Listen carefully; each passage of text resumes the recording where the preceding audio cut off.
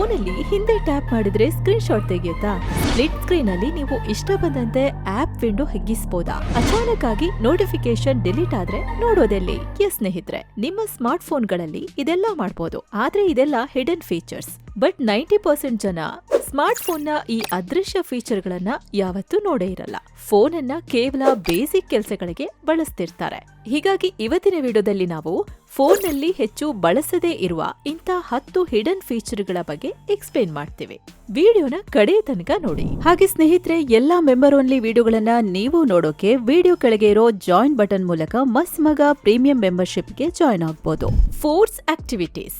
ಮೊದಲನೇದು force activities. ಇದು developer option ಅಲ್ಲಿ ಹೋಗಿ ಆನ್ ಮಾಡಬೇಕಾಗತ್ತೆ. ಸಾಮಾನ್ಯವಾಗಿ ಮಲ್ಟಿ ಟಾಸ್ಕಿಂಗ್ ಅಂದ್ರೆ ಒಂದೇ ಬಾರಿಗೆ ಎರಡೆರಡು ಆಪ್ ಗಳನ್ನ ಬಳಸಬೇಕಾದ್ರೆ ನಾವು ಸ್ಪ್ಲಿಟ್ ಸ್ಕ್ರೀನ್ ಫೀಚರ್ ನ ಆಯ್ಕೆ ಮಾಡ್ಕೋತೀವಿ. ಆದ್ರೆ ಸಮಸ್ಯೆ ಅಂದ್ರೆ ಇದರಲ್ಲಿ 2 ಆಪ್ಗಳು ನಮ್ಮ ಸ್ಕ್ರೀನ್ ನ ಅರ್ಧರ್ಧ ಭಾಗವನ್ನ ಆವರಿಸಿಕೊಳ್ತವೆ. 50% ಮೇಲಿನ ಆಪ್, 50% ಕೆಳಗಿನ ಆಪ್. ಈ ಸೆಟ್ಟಿಂಗ್ಸ್ ನ ಚೇಂಜ್ ಮಾಡೋಕ್ಕಾಗಲ್ಲ. ಆದ್ರೆ ಅನೇಕ ಸಲ ನಮಗೆ ಒಂದು ಆಪ್ ಅಷ್ಟೇ ದೊಡ್ಡ ಸ್ಕ್ರೀನ್ ಅಲ್ಲಿ ಬೇಕಾಗಿರುತ್ತೆ. ಉದಾಹರಣೆಗೆ ಕ್ರಿಕೆಟ್ ನೋಡ್ತಿರೋವಾಗ ಹಾಟ್ ಸ್ಟಾರ್ ಆಪ್ ದೊಡ್ಡದಾಗಿ ಕಾಣಬೇಕಾಗಿರುತ್ತೆ. ಆದ್ರೆ ಮೆಸೇಜ್ ಮಾಡೋಕೆ ವಾಟ್ಸ್ಆಪ್ ಚಿಕ್ಕದಿದ್ರು ಸಾಕು. 75-25 ಇದ್ರೂ ನಡೆಯುತ್ತೆ. But regular split screen feature ನಲ್ಲಿ ಇದನ್ನ ಬದಲಾಯಿಸಕ್ಕಾಗಲ್ಲ.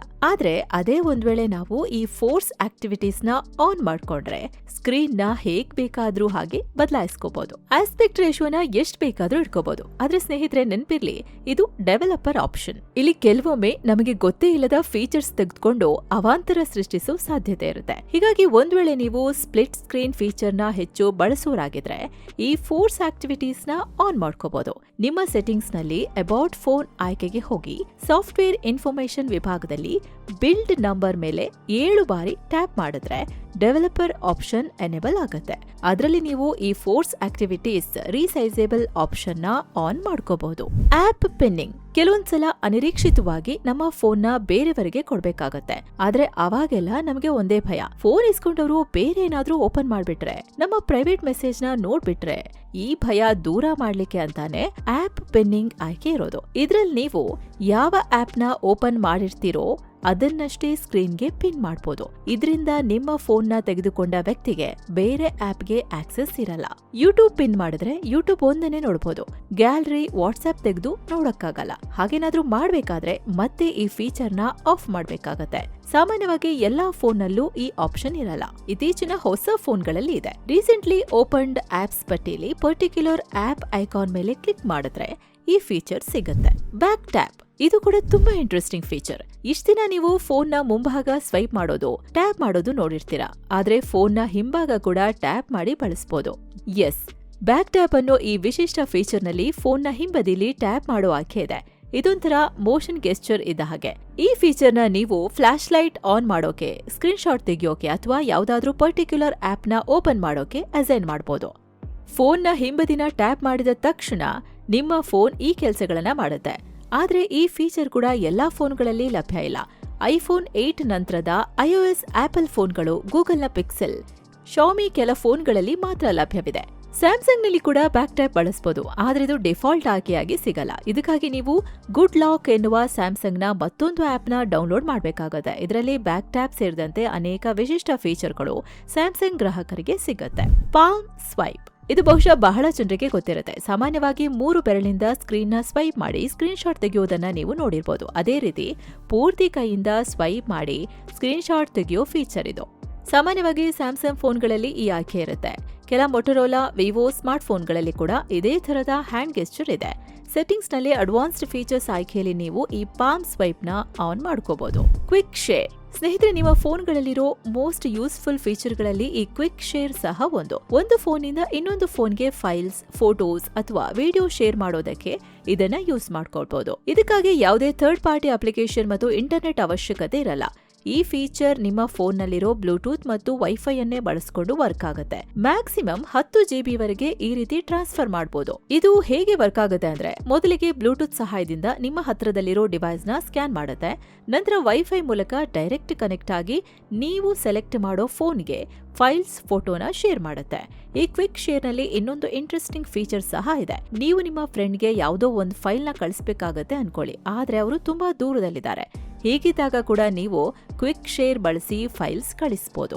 ಕ್ವಿಕ್ ಶೇರ್ಗೆ ಹೋಗಿ ನೀವು ಕಳಿಸಬೇಕಾದ ಫೈಲ್ ಲಿಂಕ್ ಜನರೇಟ್ ಮಾಡಿ ಕಳಿಸಿದ್ರೆ ಸಾಕು. ಆ ಕಡೆ ಇರೋ ವ್ಯಕ್ತಿ ಲಿಂಕ್ ಮೇಲೆ ಕ್ಲಿಕ್ ಮಾಡಿ ಡೌನ್ಲೋಡ್ ಮಾಡ್ಕೋಬಹುದು. ಆದ್ರೆ ಹೀಗ್ ಮಾಡಿದ್ರೆ ಸೆಂಡ್ ಮತ್ತು ರಿಸೀವ್ ಮಾಡ್ಕೊಳ್ಳೋ ಇಬ್ರಿಗೂ ಇಂಟರ್ನೆಟ್ ಬೇಕು. ಅಲ್ಲದೆ ನೀವು ಫೈಲ್ನ ಸ್ಯಾಮ್ಸಂಗ್ ಕ್ಲೌಡ್ ಅಥವಾ ಗೂಗಲ್ ಕ್ಲೌಡ್ಗೆ ಅಪ್ಲೋಡ್ ಮಾಡಿರ್ಬೇಕಾಗತ್ತೆ. ಅಂದ್ಹಾಗೆ ಕ್ವಿಕ್ ಶೇರ್ ಆಲ್ಮೋಸ್ಟ್ ಎಲ್ಲಾ ಆಂಡ್ರಾಯ್ಡ್ ಫೋನ್ಸ್, ಆಂಡ್ರಾಯ್ಡ್ 6 ನಂತರ ಬಂದ ಎಲ್ಲಾ ಆಪರೇಟಿಂಗ್ ಸಿಸ್ಟಮ್ನಲ್ಲಿ ಲಭ್ಯ ಇದೆ. ಇನ್ನು ನೀವೇನಾದ್ರೂ ಐಫೋನ್ ಯೂಸ್ ಮಾಡ್ತಿದ್ರೆ ಅದರಲ್ಲಿ ಏರ್ ಡ್ರಾಪ್ಸ್ ಇದೆ. ಮಿರರ್ಡ್ ಸೆಲ್ಫಿ, ನಿಮ್ಗೇನಾದ್ರೂ ಫೋನಲ್ಲಿ ಡಿಫ್ರೆಂಟ್ ಮತ್ತು ಸ್ಟೈಲಿಶ್ ಆಗಿ ಸೆಲ್ಫಿ ತಗೊಳ್ಬೇಕು ಅಂದ್ರೆ ಈ ಫೀಚರ್ಸ್ ತುಂಬಾ ಯೂಸ್ಫುಲ್. ಈ ಫೀಚರ್ನ ಆನ್ ಮಾಡಿಕೊಂಡು ಸೆಲ್ಫಿ ತಗೊಂಡ್ರೆ ನೀವು ಕನ್ನಡಿಯಲ್ಲಿನ ಪ್ರತಿಬಿಂಬ ನೋಡ್ಕೊಂಡು ಫೋಟೋ ತಗೊಂಡಿರೋ ಹಾಗೆ ಇರುತ್ತೆ. ಸಾಮಾನ್ಯವಾಗಿ ಈ ಫೀಚರ್ ಆಫ್ ಇರುತ್ತೆ. ಕ್ಯಾಮೆರಾ ಸೆಟ್ಟಿಂಗ್ಸ್ಗೆ ಹೋಗಿ ಆನ್ ಮಾಡ್ಕೋಬೇಕು. ಕೆಲವರಿಗೆ ಈ ರೀತಿ ಮಿರರ್ ವ್ಯೂ ನಲ್ಲಿ ಕಾಣೋದನ್ನ ಇಷ್ಟಪಡ್ತಾರೆ. ಅಲ್ಲದೆ ನಿಮ್ಮ ಹೇರ್ ಸ್ಟೈಲ್ ಮತ್ತು ಮೇಕಪ್ ಡೈಲಿ ರಿಫ್ಲೆಕ್ಷನ್ ರೀತಿನೇ ಕಾಣುತ್ತೆ. ಸ್ನೂಸ್ ನೋಟಿಫಿಕೇಶನ್ಸ್, ಅಲಾರಾಂ ಬಡಿದುಕೊಳ್ಳುವಾಗ ಸ್ನೂಸ್ ಮಾಡೋದನ್ನ ನೀವು ನೋಡಿರ್ಬೋದು. ಅದೇ ತರ ನೀವು ನೋಟಿಫಿಕೇಶನ್ ಗಳನ್ನ ಸಹ ಸ್ನೂಸ್ ಮಾಡಬಹುದು. ಇದನ್ನ ಬಳಸೋದ್ರಿಂದ ನೋಟಿಫಿಕೇಶನ್ ಪರ್ಮನೆಂಟ್ ಆಗಿ ಆಫ್ ಮಾಡೋ ಅವಶ್ಯಕತೆ ಇರಲ್ಲ. ನಿಮಗೆ ಎಷ್ಟು ಟೈಮ್ಗೆ ಬೇಕೋ ಅಷ್ಟೊತ್ತು ಮಾತ್ರ ನೋಟಿಫಿಕೇಶನ್ ಹೈಡ್ ಅಥವಾ ಪಾಸ್ ಮಾಡೋಕೆ ಸಾಧ್ಯವಾಗುತ್ತೆ. ಆ ಟೈಮ್ ಮುಗಿದ್ಮೇಲೆ ಮತ್ತೆ ನಾರ್ಮಲ್ ಆಗಿ ನೋಟಿಫಿಕೇಶನ್ ಬರೋದಕ್ಕೆ ಶುರುವಾಗುತ್ತೆ. ಇದನ್ನ ಬಳಸೋದು ಹೇಗೆ? ಮೊದಲಿಗೆ ನೋಟಿಫಿಕೇಶನ್ ಸೆಟ್ಟಿಂಗ್ಸ್ ಹೋಗಿ ಅಲೌ ನೋಟಿಫಿಕೇಶನ್ ಸ್ನೂಸಿಂಗ್ ಆಪ್ಷನ್ ನ ಆನ್ ಮಾಡ್ಕೋಬೇಕು. ನಂತರ ನಿಮಗೆ ನೋಟಿಫಿಕೇಶನ್ ಪ್ಯಾನೆಲ್ ನಲ್ಲಿ ಟೈಮ್ ಸ್ನೂಸಿಂಗ್ ಆಪ್ಷನ್ ಕಾಣುತ್ತೆ. ಇನ್ನು ಕೆಲ ಫೋನ್ಗಳನ್ನ ನೋಟಿಫಿಕೇಶನ್ ಮೇಲೆ ಲಾಂಗ್ ಪ್ರೆಸ್ ಮಾಡಿದ್ರೆ ಸ್ನೂಸಿಂಗ್ ಆಪ್ಷನ್ ಸಿಗತ್ತೆ. ಅಲ್ಲಿ ನಿಮಗೆ ಎಷ್ಟು ಟೈಮ್ಗೆ ಬೇಕೋ ಅಷ್ಟು ಟೈಮ್ ನೋಟಿಫಿಕೇಶನ್ ಹೈಡ್ ಅಥವಾ ಪಾಸ್ ಮಾಡಬಹುದು.